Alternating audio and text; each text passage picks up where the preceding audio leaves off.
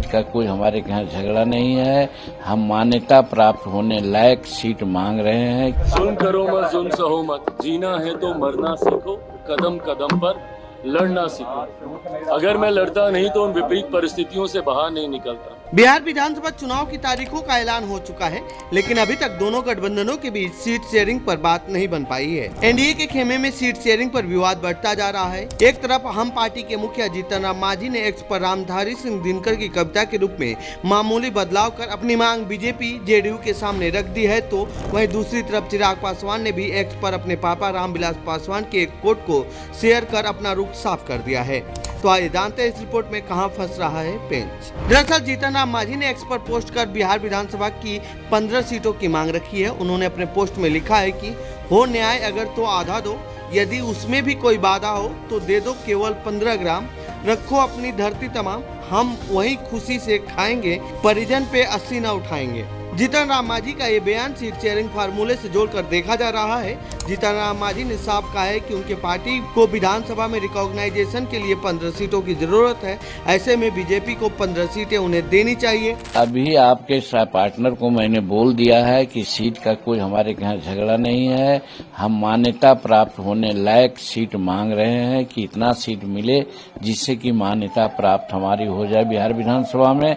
और ये अपेक्षा इसलिए है कि हम कोई प्रधान मुख्यमंत्री डिप्टी चीफ मिनिस्टर नहीं बनना चाहते हैं। हम अपने पार्टी को रिकॉग्नाइज कराना चाहते हैं। यही मेन डिमांड है। अगर सर नहीं मिलती होगी सीट तो क्या तो पार्टी के साथ हम रहेंगे। हम एक पार्टी में एक सीट पर भी चुनाव नहीं लड़ेंगे और हम एनडीए के साथ रहेंगे। उधर लगातार जीतन राम मांझी एनडीए पर दबाव बना रहे हैं, तो वहीं दूसरी तरफ चिराग पासवान भी पीछे नहीं है। उन्होंने एक्स पर पोस्ट कर कहा है कि पापा हमेशा कहा करते थे जुर्म करो मत, जुर्म सहो मत, जीना है तो मरना सीखो, कदम कदम पर लड़ना सीखो। इस पोस्ट को एनडीए में सीट बंटवारे की वजह उत्पन्न हुई खटपट से जोड़कर देखा जा रहा है। इस बीच चिराग ने मीडिया के सामने भी इन सीट शेयरिंग फार्मूलों पर बात की है और उनके बातों से ऐसा लगता है कि एनडीए उनके मन मुताबिक सीटें नहीं देती है तो वो अकेला भी चुनाव लड़ सकते हैं या फिर गठबंधन से बाहर भी जा सकते हैं। सुनिए उन्होंने क्या कुछ कहा है। उसका मतलब एकदम स्पष्ट है। मेरे नेता हर मंच से इस बात को कहते थे।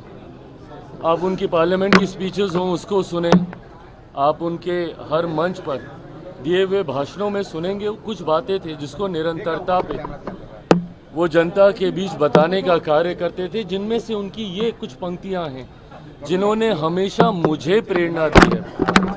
जब जब कठिन दौर से मैं गुजरा हूँ तब तक उनकी यही पंक्तियों ने मुझे ताकत दी है।